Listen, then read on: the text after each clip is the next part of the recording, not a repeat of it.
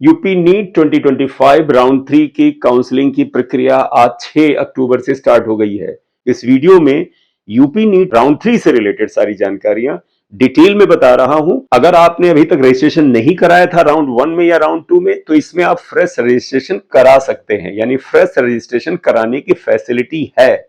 और अगर आपने राउंड 1 या राउंड 2 में रजिस्ट्रेशन कराया था, किसी वजह से आपने सिक्योरिटी मनी नहीं जमा की थी, तो अब आप सिक्योरिटी मनी जमा करें और चॉइस फिलिंग करें।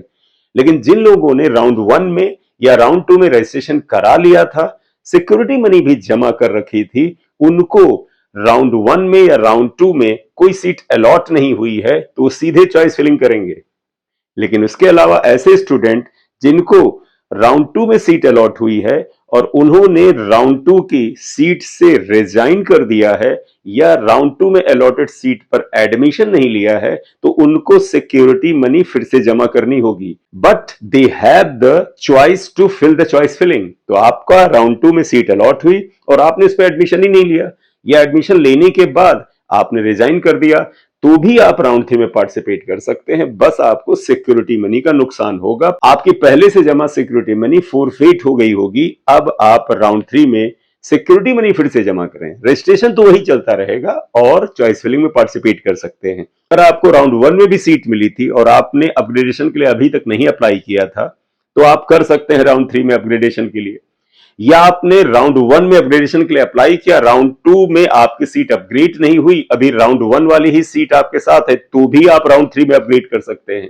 राउंड 2 में अगर आपको सीट अलॉट हुई और उस पर आपने त्याग पत्र दे दिया या उस पर एडमिशन नहीं लिया, तो आप राउंड 3 में पार्टिसिपेट कर सकते हैं, आपको कोई नुकसान नहीं है। लेकिन सिक्योरिटी मनी आपकी जब्त हो चुकी है, दोबारा जमा करिए राउंड 3 में सिक्योरिटी मनी और पार्टिसिपेट करिए। आपको चॉइस फिलिंग में कॉलेज की कोई लिमिट नहीं है, आप जितने भी कॉलेज अवेलेबल हैं सबको चॉइस फिलिंग में भर सकते हैं। लेकिन आप अपनी वरीयता को यानी प्रायोरिटी को जरूर फॉलो करें। कहीं ऐसा ना हो कि आप जिस कॉलेज को प्रायोरिटी नहीं देना चाहते उसको भर दें और वो अलॉट हो जाए, तो फिर आपके साथ समस्या होगी।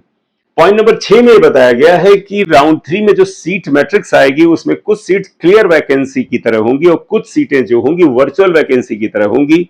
और यूपी नीट में वर्चुअल वैकेंसी को SAC यानी सीट अगेंस्ट कैंसिलेशन की तरह दर्शाया जाएगा, और जो सीटें क्लियर कट वैकेंसी है यानी पूरी तरह से खाली हैं वो अलग होंगी। SAC में वो सीट आएंगी जिन पर अभ्यर्थियों ने राउंड 1 में या राउंड 2 में सीट पाने के बाद एडमिशन ले रखा है और अपग्रेडेशन के लिए अप्लाई कर रखा है। जिन सीटों पे स्टूडेंट्स ने अपग्रेडेशन के लिए अप्लाई कर रखा है वो सीटें SAC यानी सीट अगेंस्ट कैंसिलेशन के अंदर आएंगी, और केवल क्लियर वैकेंसीज ही आप रियल वैकेंसी माने। ठीक है। 7वें पॉइंट में बताया गया है कन्वर्जन का रूल। कन्वर्जन का रूल क्या है? यानी कि अगर तृतीय चक्र की काउंसलिंग में जब सीट अलॉट की जाएगी तो किसी आरक्षित वर्ग की कोई सीट रह जाती है, मैं बात कर रहा हूं हॉरिजॉन्टल रिजर्वेशन की, जैसे NCC, freedom fighter, PH category, ex serviceman वगैरह, अगर इनमें से किसी भी कैटेगरी की सीट राउंड 3 की अलॉटमेंट प्रोसेस के दौरान रिक्त रह जाती है, तो इन सीटों को राउंड 3 के अलॉटमेंट प्रोसेस के दौरान ही उसी कैटेगरी की ओपन सीट कोटा में ट्रांसफर कर दी जाएंगी। फॉर एग्जाम्पल, मान लीजिए अनरिजर्व कोटा या OBC कोटा में फ्रीडम फाइटर की कुछ सीटें राउंड 3 की अलॉटमेंट के दौरान खाली रह जाती हैं, तो ये फ्रीडम फाइटर की OBC की सीट OBC ओपन में स्टूडेंट जो हैं उनको अलॉट कर दी जाएगी मेरिट के अनुसार। और अगर अनरिजर्व में कोई फ्रीडम फाइटर की सीट बची है राउंड 3 की काउंसलिंग के दौरान, वो अनरिजर्व ओपन के किसी विद्यार्थी को मेरिट के अनुसार अलॉट कर दी जाएगी। तो ये एक्चुअली कन्वर्जन का नियम है। जो पॉइंट नंबर 8 है, इसमें एक इंपॉर्टेंट हिदायत दी जा रही है आपको कि जब आप चॉइस फिलिंग करें तो फाइनली उसको डिसाइड करने के बाद कि भाई यही हमारी फाइनल प्रेफरेंस लिस्ट है, आप प्लीज लॉक कर दें। यूपी की काउंसलिंग में लॉक करना मैंडेटरी है, ऑटो लॉक नहीं होता है, तो प्लीज लॉक कर देंगे चॉइसेस को। एक बार जब चॉइस को लॉक कर देंगे तो फिर वो अनलॉक नहीं होता है, तो इसलिए सोच समझकर फाइनल निर्णय लेके ही चॉइसेस को लॉक करिएगा। पॉइंट नंबर 10 में यह बताया गया है कि अगर आपने अपग्रेडेशन के लिए अप्लाई किया है और आपकी सीट अपग्रेड हो जाती है, तो फिर आपकी सेकेंड राउंड या फर्स्ट राउंड की जो अलॉटेड सीट थी वो किसी और विद्यार्थी को मिल जाएगी और आपका उस पर कोई अधिकार नहीं होगा। राउंड 3 की अपग्रेडेड सीट ही अब आपको मिलेगी। पॉइंट नंबर 11 में बताया जा रहा है कि जब आप अपग्रेडेशन के लिए अप्लाई करें तो ध्यान रखें जो सीट आपको राउंड 1 या राउंड 2 में अलॉटेड है उसे चॉइस में मत भरें। उसके अलावा ही जो आप कॉलेज उम्मीद करते हैं कि राउंड 3 में आपको मिले उसको ही भरें, क्योंकि अगर आपने अलॉटेड कॉलेज को चॉइसेस में डाल दिया और आपकी रैंक की पोजीशन के अनुसार वही कॉलेज फिर से अलॉट हो गया तो अननेसेसरली आपको उसी कॉलेज में फिर से जाना होगा, एडमिशन की पूरी प्रक्रिया फिर से करनी होगी। तो इसलिए चॉइस में वो कॉलेज ना लिखें जो ऑलरेडी आपको मिल चुका है। पॉइंट नंबर 12 में बताया जा रहा है चाहे गवर्नमेंट एमबीबीएस या बीडीएस कॉलेज हो या फिर प्राइवेट एमबीबीएस या बीडीएस कॉलेज हो, उनमें राउंड 3 में अगर ये सीट आपको अलॉट हो जाती है तो एडमिशन लेना मैंडेटरी होगा। अगर आप एडमिशन नहीं लेंगे तो आपकी सिक्योरिटी मनी जब्त हो जाएगी। तो इसलिए राउंड 3 में अलॉटेड कॉलेज में एडमिशन लेना मैंडेटरी है। पॉइंट नंबर 13 में बताया जा रहा है गवर्नमेंट मेडिकल या डेंटल कॉलेज में अगर आपको सीट राउंड 3 में मिलती है अपग्रेडेशन के तहत, यानी राउंड 1 से या राउंड 2 से आपने अपग्रेडेशन के लिए अप्लाई किया, राउंड 3 में आपको अपग्रेडेड सीट मिल गई, ये गवर्नमेंट मेडिकल और डेंटल कॉलेज के लिए बात हो रही है, तो उस सीट पर अगर आप एडमिशन नहीं लेते हैं तो फिर आपकी सिक्योरिटी मनी और उस समय तक जमा की गई समस्त फीस जब्त होगी। अब पॉइंट नंबर 14 जो है ये प्राइवेट मेडिकल और डेंटल कॉलेज के लिए है।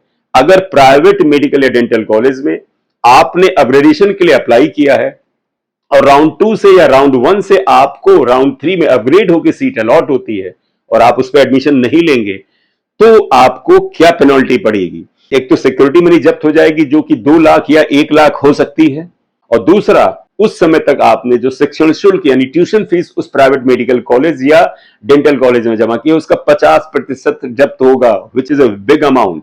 तो प्राइवेट एमबीबीएस बीडीएस के केस में अगर राउंड 3 में सीट अपग्रेड होती है तो आपको एडमिशन लेना मैंडेटरी है, नहीं लेते हैं तो सिक्योरिटी मनी जाएगी और उस समय तक जमा जो ट्यूशन फीस है उसका आधा 50% जब्त हो जाएगा।